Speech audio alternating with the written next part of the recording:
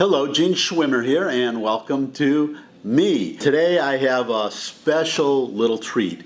One of the interesting things about living in New York, if you're a conservative, or one of the advantages, I guess you could call that an advantage, is that you get to witness firsthand the unhinged behavior of liberals, especially since Donald Trump was elected. And so what you're looking at now, that is the scene outside my window of my office. I'm about a block from the Plaza Hotel and the plaza in front of the Plaza Hotel, which is in front of Central Park, the southern end of Central Park. Whenever some liberals want to vent their hatred of Donald Trump, that's where they pick. I suppose, well, number one, it's in front of Central Park. A lot of people go by there anyways during the day. You get a lot of traffic.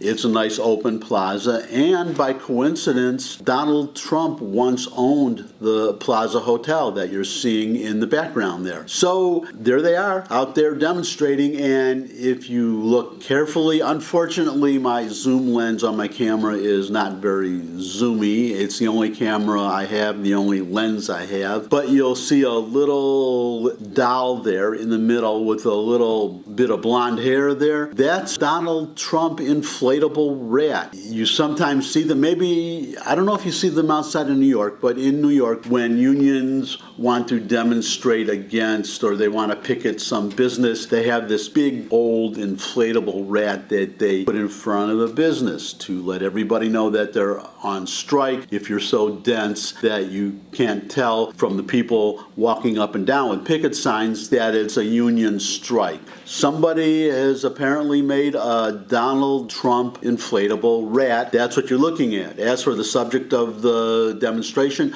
I couldn't tell you. Don't know, don't care.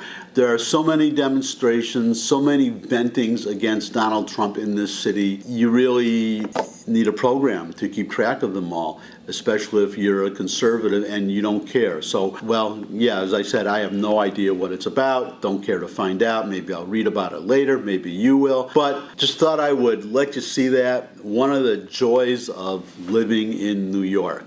And now a couple of short items and then on to my main item from James Mattis, the Secretary of Defense. If North Korea fires a missile at the U.S., it's game on. And here's a quote from him. If North Korea fires at the U.S., it could escalate into war very quickly. Yes, that's called war if they shoot at us. That is so, obviously I hope there's not a war, but if there is, it's so refreshing to have a president who means what he says. After all, the red lines of Obama and the negotiations actually of past presidents to diffuse a crisis that is finally upon us to the point where it cannot be diffused any longer.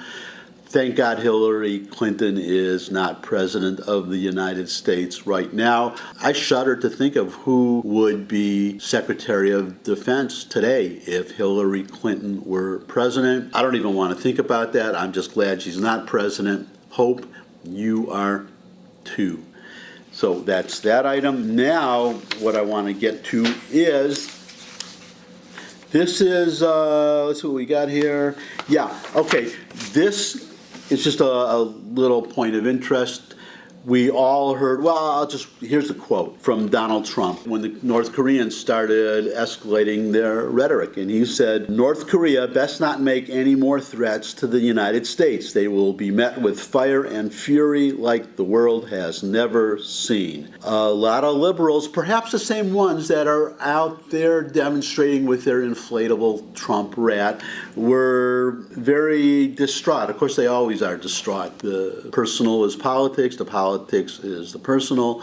A lot of liberals in this city, not all of them, but as I've mentioned in the past, if I didn't have liberal friends, I wouldn't have any friends hardly in New York because everybody just about is a liberal. But the point I'm making here is that they were very disturbed about this remark. It's bullying, it's belligerent, it's over the top. The reason I bring this quote up is because Philip Wegman of the Washington Examiner, he took a look at the past, and it turns out that when we dropped an atomic bomb on the Japanese, count them, 2 atomic bombs. This is what President Harry Truman said at the time. Quote, "If they do not now accept our terms, they may expect a rain of ruin from the air, the likes of which has never been seen on this earth." In other words, he said almost word for word exactly what Donald Trump just said, except that Harry Truman said it, but go that way, all the way. Some other people in the office, a food delivery. So a guy was here, so I had to interrupt and tell him where the food was. That's the kind of exciting, on-the-spot, spontaneous, unrehearsed stuff that you get to see on these videos, and that's why it's worthwhile to watch them, and to share them, and to tell all your friends about it, and to subscribe, and to click that like button. I haven't mentioned that lately, the little thumbs up thing. Click on that. So could it hurt? Couldn't hurt. So go ahead, click on it. And it's good clicking practice for when you use your mouse for other stuff. But I digress. Getting back to what I was talking about before the food delivery, which, by the way, looked pretty good there. Unfortunately, it's not for me. But what Harry Truman said in 1945 is almost word for word identical to what Donald Trump is saying today, with an important difference that Harry Truman in 1945 was addressing a non-nuclear country. Donald Trump is addressing North Korea, which has several nuclear weapons and the missiles to deliver them as soon as they can make their bombs small enough to fit on top of a missile, which we are informed could be very soon. And this leads into the final item that I want to talk about today. This is something I've been meaning to talk about for a while, but writer Conrad Black beat me to it, so I have to give him credit for saying it before I did, but I'm going to expand on what Conrad Black says. So here's what he said. Put the quote up here. He's talking about North Korea, and he's talking about the Korean War. General Douglas MacArthur was correct in advocating disposing of North Korea when we could have done so. The resulting loss of life would likely have been less than was caused by continuing to skirmish on the 38th parallel for the next 3 years. Well, it's been a lot more than 3 years. The skirmishing is over, maybe resuming soon, but there's a wider issue here. What Black is saying is that when MacArthur said there is no substitute for victory, MacArthur was right, and events since then have proven him to be correct. As far as the number of people that would have been killed had we gone all the way at the time, there was talk at the time of dropping an atomic bomb on the North Koreans. Now, had they done that, a Hiroshima-sized bomb would have killed, I saw an estimate of 325,000 people would have been killed. Now, that's a very high number, but how many people have been killed since then? How many people have died? How many innocent North Koreans have died just in 1 year from famine by keeping this dictatorship in power? MacArthur was right.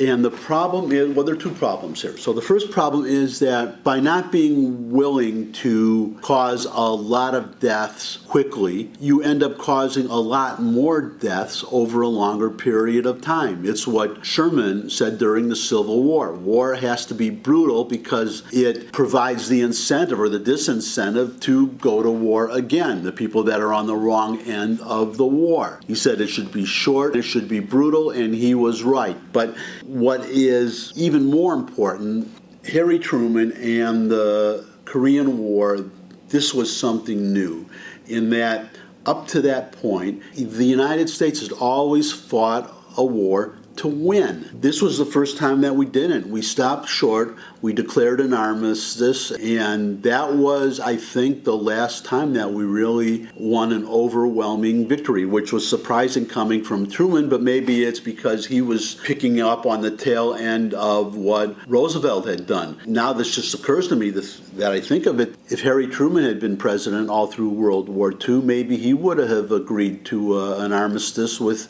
Nazi Germany and Imperial Japan. And then where would we be today. But after this, we've had Vietnam, we've had 2 wars in the Middle East, and if you look at the results since then, we are now friends with Germany and friends with Japan. They are our closest allies. Meanwhile, North Korea, over whom we never won a complete victory, never forced an unconditional surrender. Look at the problem we have with them today. And on that, I end for today. I will see you again soon.